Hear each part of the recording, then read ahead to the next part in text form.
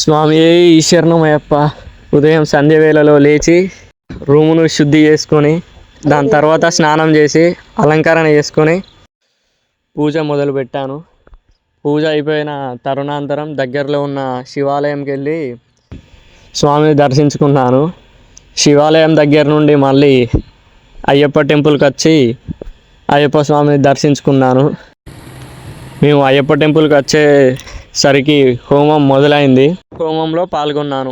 అయ్యప్ప అయ్యప్ప అయ్యప్ప అయ్యప్ప అయ్యప్ప అయ్యప్ప అయ్యప్ప అయ్యప్ప శరణం, భగవతి శరణం, దేవి శరణం, అయ్యప్ప పాదం అయ్యప్పే.